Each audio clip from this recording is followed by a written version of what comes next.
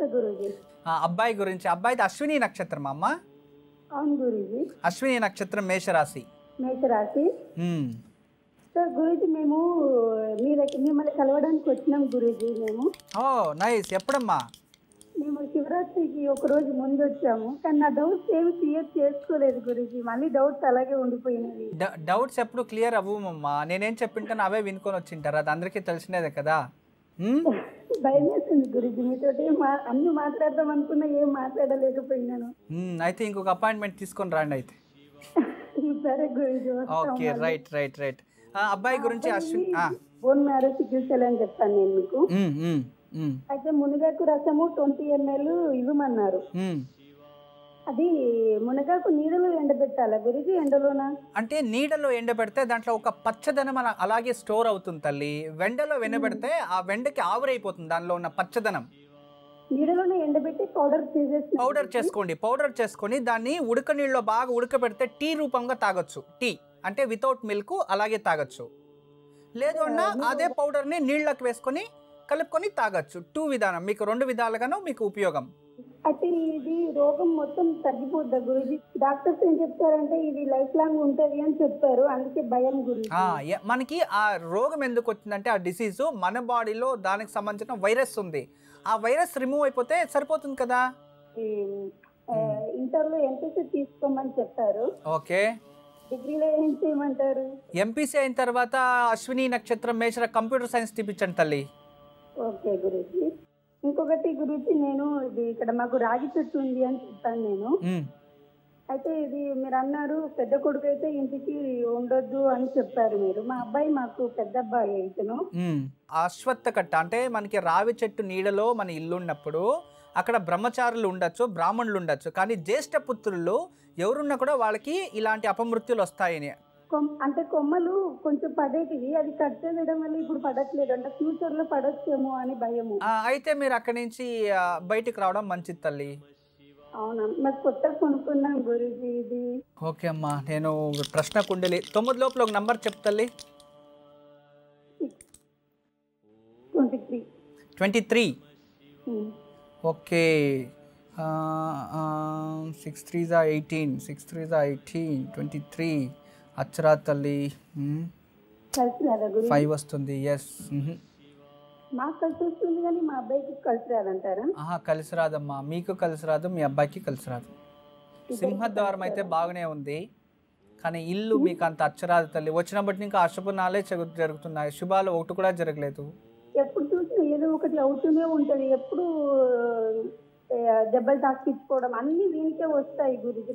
అది ఏ ఇంట్లో ఉన్నా, రెంట్ హౌస్ లో ఉన్నా, ఇంకా వేరే హౌస్ లో ఉన్నా, అది అబ్బాయి జన్మజాతక. దానికి చక్కగా ఉండడానికి నేను ఒక రుద్రాక్ష చెప్పాను, తర్వాత పూజ కూడా ఇప్పుడు చెప్తాను. దాని ఓకే, అది లీవ్ ఇట్.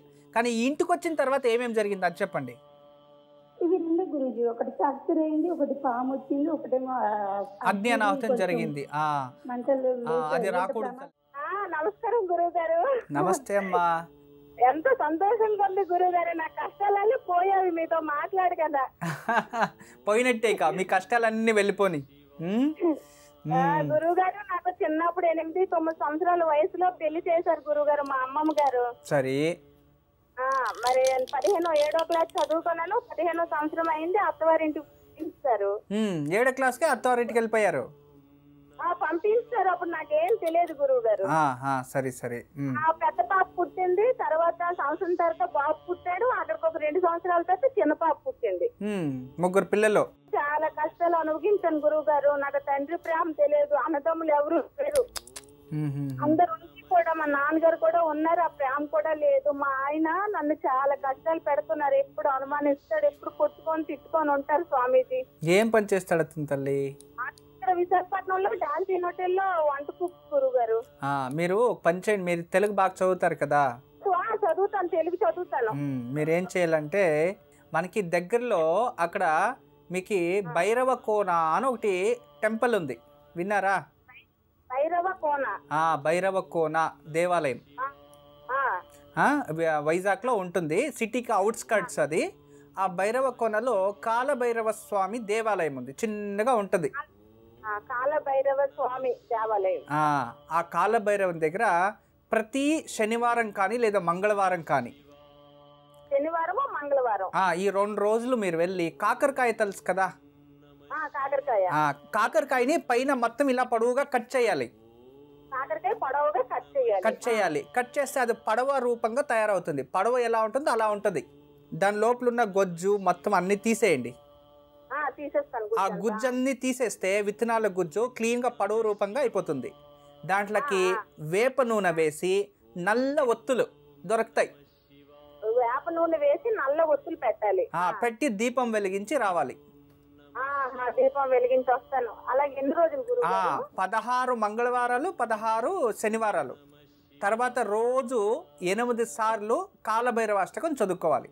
ఇలా మీరు చక్కగా చేశారంటే ఇక ఉండే జీవితాంతం బాగుంటారు. గురువు గారు, మా ఆయన అందరితోని బ్లాక్ మెయిల్ చేయడం గురువు గారు, నేను మంచిదాన్ని కాను అనుమానించడము. అతను అంతమంది ఏమంటారంటే జనాలు, నువ్వు చాలా, మీ ఆయన చాలా మంచోడమ్మా, నువ్వే మంచిదాను కాదు అని అంటుంటారు గురువు గారు.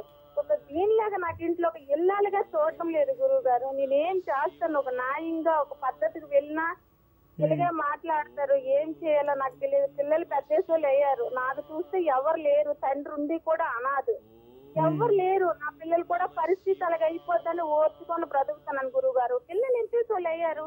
అతనైనా కొన్ని మారితే బాగుంటది. ఒక మనశ్శాంతి లేదు, ప్రేమ లేదు, ఏం లేదు గురువు గారు. మీకు ఇంక అన్ని లభిస్తాయి, మనశ్శాంతి అయితే వస్తుంది. మీరు ఎవరు లేరు అనకండి. మేముండలేదా, నాన్న ఇప్పుడు అన్న తమ్ముడు లేదు అన్నారు, మేముండాం కదా.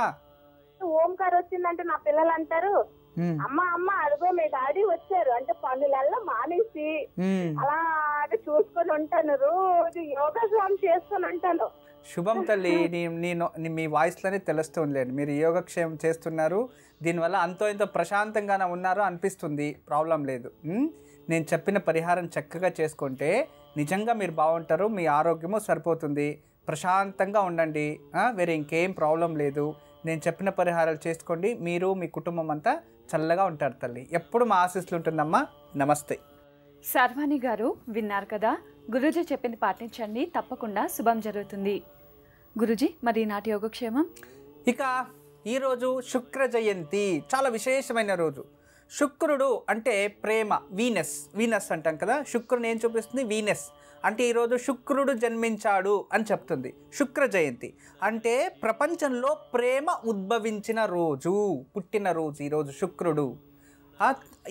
ఈరోజు కుటుంబంలో ప్రశాంతత, సఖ్యత కోసం చేసేది. శుక్రుడు ఏ వృక్షంలో? గురు వృక్షమైన శుక్రతత్వం ఉన్న వృక్షం అంటే మేడి చెట్టు.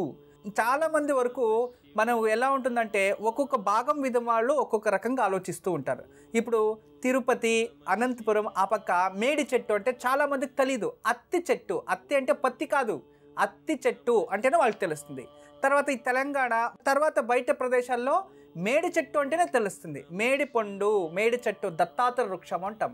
ఈరోజు మేడి చెట్టు ఎనీ టైం, సాయంత్రమే లేదు, ఈరోజు ఉదయం నుంచి సాయంత్రం లోపు ఎక్కడైనా సరే మేడి చెట్టుకి ఒక చెంబు నీళ్లు, ఉత్తి నీళ్లు పోయకూడదు, అందులోకి కాస్త గంధం వేయాలి. గంధం అంటే శుక్రుడు అనమాట. అందులో వేసి సువాసన భరితమైన నీళ్లు తీసుకెళ్ళి ఆ చెట్టుకి పోసి 5 ప్రదక్షిణలు వేసుకొని రాండి. అనుకూలమైతే నేతి దీపం వెలిగించండి. ఆ వృక్ష చుట్టుపక్కల ఎక్కడైనా వెలిగించవచ్చు అని చెప్పి అక్కడే వెలిగించకండి, ఎక్కడైనా వెలిగించవచ్చు. వెలిగించి అలా ప్రదక్షిణ చేసుకోవస్తే మీకు ఎవరైతే ప్రేమ పొందాలి అనుకుంటుంటారో వాళ్ళకి ప్రేమ ప్రాప్తిస్తుంది. ఇప్పుడు భర్త నుంచి ప్రేమ కావాలి, పిల్లల నుంచి ప్రేమ కావాలి, మనవాళ్ళు ప్రేమ మనకు లభించాలి అని చక్కగా సంకల్పం చేసి నిష్ఠతో, ఏకాగ్రతో మీరు చేసొస్తే ఆ శుక్రుడు అనుగ్రహం పరిపూర్ణంగా ప్రాప్తించి కుటుంబంలో సఖ్యత కలిసి వస్తుంది. ఇదే ఈనాటి యోగక్షేమం. ఆత్మీయులు, కుటుంబ సభ్యుల మధ్య అనురాగం పెంపొందడానికి ఈ రోజు సాయంత్రం మేడి చెట్టుకి సుగంధ జలం అంటే గంధం కలిపిన నీళ్లు పోయాలి. 5 ప్రదక్షిణలు చేసి నేతి దీపం వెలిగించాలి.